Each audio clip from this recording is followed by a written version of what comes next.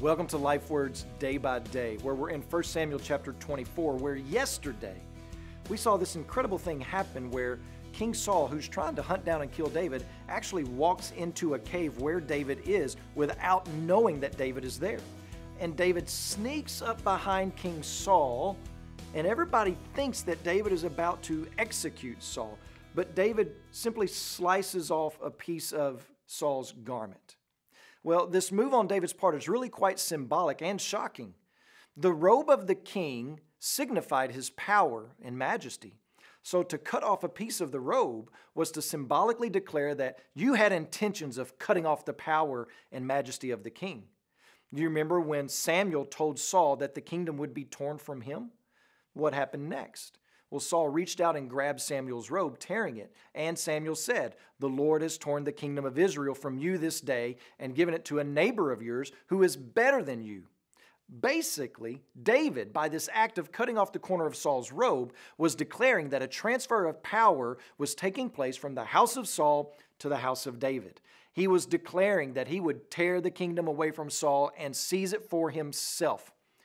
But as we read 24 verse 5, we see there's instant sorrow and regret in David's heart and mind. There's immediate conviction.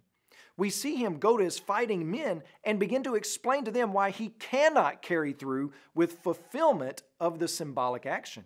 He quickly realized the danger that he was in and the company he was joining if he followed through with this brash reaction to Saul moseying into the cave. But what danger could David possibly be in? Perhaps David remembered Miriam and Aaron, who lifted their voice in defiance against the Lord's appointed leader Moses, and how they were then struck with leprosy. Or maybe he brought to mind Korah and a few other men who rose up against Moses, the Lord's chosen one, in defiance and revenge, only to suffer the ground beneath them splitting apart and swallowing them up. You see, it had been written long before in Exodus chapter 22, verse 28, "You shall not revile God, nor curse a ruler of your people." And yet, that is exactly the path that David was heading down, and he quickly realized it and repented of it. His men were not as quick to understand or believe David. His men still thought it was providential that God had led Saul to them in this way. In fact, the text tells us that David had to rebuke his men and had to keep them from attacking Saul. Never forget, sometimes what looks like an open door to walk through is really a test of obedience and discernment.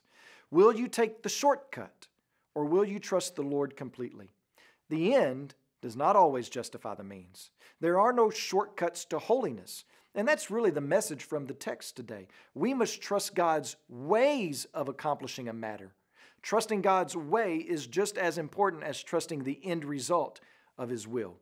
He doesn't need our help in accomplishing His will, even when it looks like His will will never pan out or come to fruition, and yet we're still called to trust His way and walk in obedience to His word day by day. As you pray today, please remember David Marroquin and his family, our national change makers in Guatemala. And also remember the Lingala Life Word broadcast that's heard throughout the Democratic Republic of the Congo.